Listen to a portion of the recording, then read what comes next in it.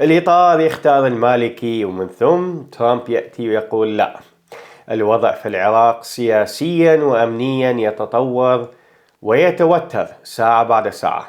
لذلك راح أحاول أعطيكم الملخص شبه يوميا إن شاء الله على قناة اليوتيوب هاي الجديدة، على مود تفهمون الأمر وتفهمون الوضع. اختاريت يوتيوب لأن بي طرق ممكن تساعد الناس اللي نت يمها مو قوي يقللون جودة الفيديو وغيرها لمتابعة الفيديو.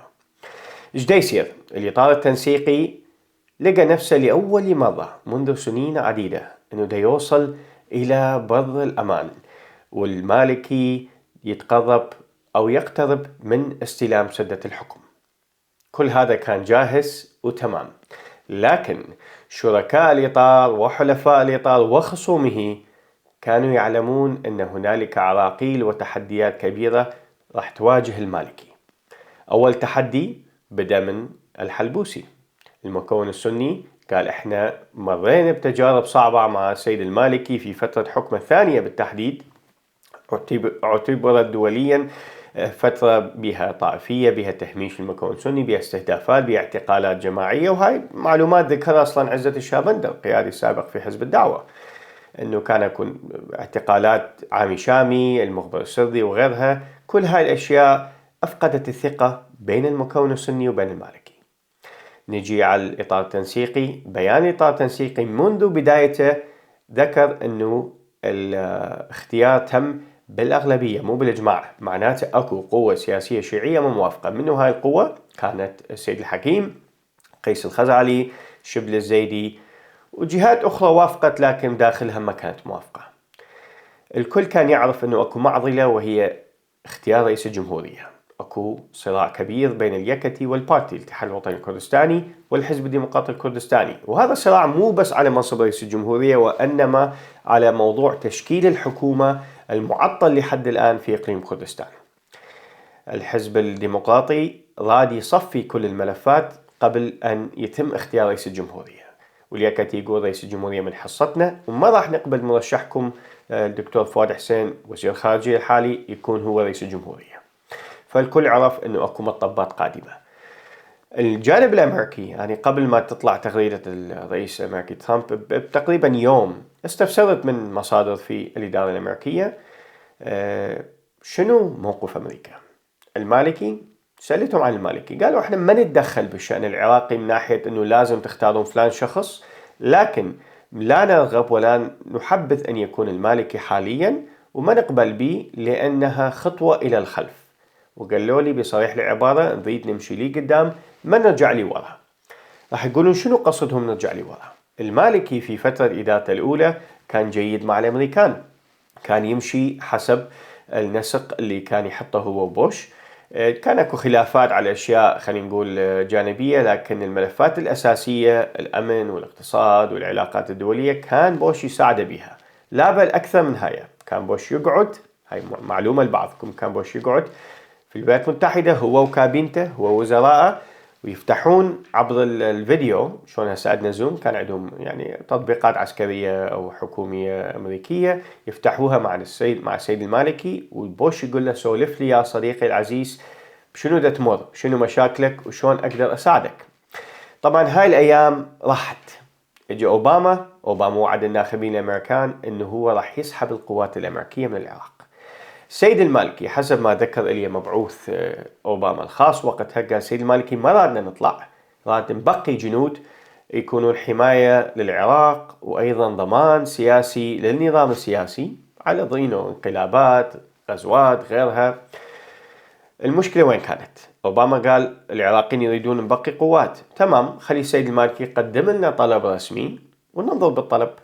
المالكي قال لهم لا، ما اقدر اني اسوي هذا، انتحار سياسي، شلون اقدم طلب واني دا اقوي صوتي كمفاوض عراقي ورمز شيعي وسياسي، وشلون ابقي المحتلاني، صعبه هاي. فطلعوا الامريكان وصار اللي صار. 2014 اجى تنظيم داعش وغزة، وبعض الاسباب اللي يشوفها المجتمع الدولي مو اني وانتو، انه اولا سياسات المالكي في موضوع الفساد الإداري في أروقة الجيش العراقي، موضوع جنود الفضائيين اللي تطرق له الدكتور حيدر العبادي بعد ما استلم الحكم، كلها كانت ملفات تفاقمت. أكو موضوع العلاقة السيئة بينه وبين المواطنين في المحافظات السنية، خلاهم يحسون أنه أي تنظيم راح يجي أو أي فصيل مسلح راح يسوي مشاكل بينه وبين المالكي. إحنا شو علينا؟ كل هاي فقدان الثقة بين المواطنين والمحافظات، وغياب الجهد الاستخباراتي الواضح. والمالكي اتجه نحو سياسات طائفية ضد المكون السني، ضد المكون الكردي. صارت اكو مشاكل كبيرة جدا. المهم المجتمع الدولي اجى قال اوكي امريكا راح ترجع وتساعد العراقيين ضد داعش، لكن بشرط واحد، انه المالكي ما يستلم الولاية الثالثة. طبعا المالكي غضب وهاي، بس حزب الدعوة قال له ترى العراق راح يروح من يده. فحزب الدعوة حط دكتور حيدر العبادي. فالآن السيد المالكي يريد يرجع ولاية ثالثة. الإطار التنسيقي لأنه غير جدي وما يعرف ايش يسوي، بصراحة أكون وياكم، ما يقرأ الروم. They're not reading the room. شنو معناته؟ الروم هي الشرق الأوسط. الآن نحن على صفيح ساخن. الولايات المتحدة عندها قوات بحرية، قوات جوية في المنطقة، جهود استخباراتية وغيرها وغيرها دت حشد على المنطقة. هل راح تكون اكو حرب على ايران ام لا؟ هاي راح نحكي بيها باكر. لكن السؤال الأهم هو أنه أكو جهة بالإطار دا تشوف كل هاي المخاطر والتهديدات، دا تشوف الرسائل الواضحة من إدارة ترامب للحكومة العراقية، ماركو روبيو، مارك سافايا. ما بقت جهة أمريكية ما قالت بصريح العبارة مو خلف الكواليس. هم متعودين على خلف الكواليس وتحت الطاولة، هالمرة لا، صار الحكي طق بطق. دا يقولوا لهم رجاء فكوا يا أخت الدولة مع الفصائل، فكوا هذا الاشتباك بالمصالح بين الفصائل والنظام السياسي، فككوا الفصائل المسلحة المدعومة من إيران، انزعوا سلاحها على مود نبقى أصدقاء وحلفاء وشركاء. الإطار شو يسوي؟ يروح يجيب السيد المالكي اللي البعض يقول هو كان أحد أسباب تقوية فصائل مثل عصائب وكتاب حزب الله في السابق، في سنين ماضية استخدمها كقوة ورقة ضغط ضد جيش المهدي بقيادة مقتدى الصدر، السيد الصدر. فالإطار كلش ذكي أنه جاب شخص الأمريكان كان عندهم فيتو عليه في 2014. فما بالكم الآن أكو نقطة ثانية أثرت على حظوظ السيد المالكي. سوريا تعتبر الآن تجربة أمريكية، تركية، سعودية، قطرية. يريدون إنجاح هالتجربة، يريدون هذا البلد يبتعد عن الصراعات ويكون هادئ لمكان الجغرافي، حدوده مع إسرائيل، حدوده مع لبنان، قربة على هواية أشياء حساسة بالمنطقة. وأيضا يريدون ينهون النفوذ الروسي والإيراني بالتحديد في سوريا. فشلون راح يتم هذا الشيء؟ عبر دعم الحكومة السورية وتوفير البيئة المناسبة لها للنجاح. من يجي تشوفون دعمهم لسوريا وللشرع ما يوقف. فيجي السيد المالكي فيديو سوى ما أعرف شو وقت كان، خلال العام الماضي أو الأشهر الماضية، وقال هاي حكومة إرهابية وكانوا مسجونين عندنا بالعراق وكذا وكذا، ويعني صعد الخطاب جدا. منو شاف الفيديو؟ ناس مثل تام باراك المبعوث الأمريكي الرئاسي إلى سوريا ومسؤول الملف السوري، شافه الشرع وشافه تركيا وشافه ترامب وشافه الكل. فقالوا ممكن يجي لنا مالكي، مو مالكي 2006 2010، مالكي 2010 2014، ممكن يصعد ويا سوريا ويصعد الخطاب وانتو جيش يزيد واحنا جيش الإمام الحسين عليه السلام. وهذا الخطاب اللي تمسك به المالكي في نهاية ولايته الثانية. وهنا ممكن تجي إيران والفصائل ويستغلون هاي الثغرات وهذا التصعيد وهذا الغضب الشعبي وغيره اللي راح يخلق المالكي، ويبدي تدفق السلاح وتبدي تدفق المسلحين وغيرهم إلى سوريا، وراح تفتح باب جديد من المشاكل لا يريدها المجتمع الدولي ولا الإقليمي.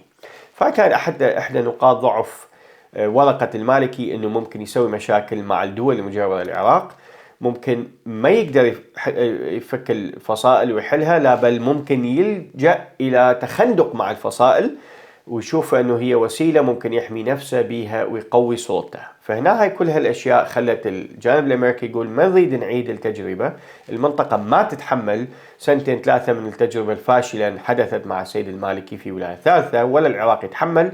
العراق يواجه مشاكل جغرافية، إقليمية، سياسية، اقتصادية، صحية، مناخية، تعليمية، على كل المستويات. ما ممكن يخاطر بحكومة قد تذهب بالعراق إلى منعطفات وأنفاق مظلمة. لذلك المالكي مرفوض أمريكيا مثل ما تشوفون. هسه نجي على شو راح يسوي الإطار. أنا نصيحتي للإطار أنه تباوعون بالمراية كل زين.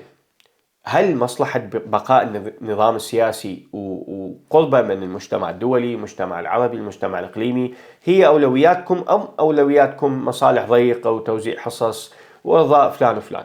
إذا كان الخيار الأول هو خياركم، فانصحكم تختارون رئيس وزراء ممكن يتعامل مع الولايات المتحدة كشريك، كحليف، كصديق، وأيضا مع الدول المجاورة للعراق سواسية بنفس الصورة، وأن يقدم خطة واضحة 6 شهور إلى 12 شهر من استلامه للحكم لفك الفصائل ونزع سلاحها، وأيضا خطة لمحاربة الفساد وغسيل الأموال وإيقاف تمويل التنظيمات المسلحة واستغلال موارد العراقيين في حروب إقليمية لا ناقة لنا فيها ولا جمل. لمن تكون أكو قدرة وإرادة من الإطار على فعل هذا الشيء والقدوم بهكذا مرشح والتعهد بدعمه الكامل لتنفيذ هذه الأجندات، مو يذبوه وسط النار يقولوا له فيما لا الله وياك، وقتها راح نشوف تخلخل في الأزمة، راح نشوف انحلال في الأزمة، والأمور تتجه إلى عجلة التقدم كما كانت في الفترة الماضية. تحياتي لكم، أتمنى هذا الكلام نال رضاكم وكان من القلب وعبر مصادر وعبر معلومات رصينة ومهنية لكي تفهمون الوضع كما هو كل يوم. شاركوا القناة جديد على اليوتيوب، فحطوا لايك وسبسكرايب وفعلوا الجرس وسووا كل هالاشياء على مود المعلومة توصل للكل. فما الله.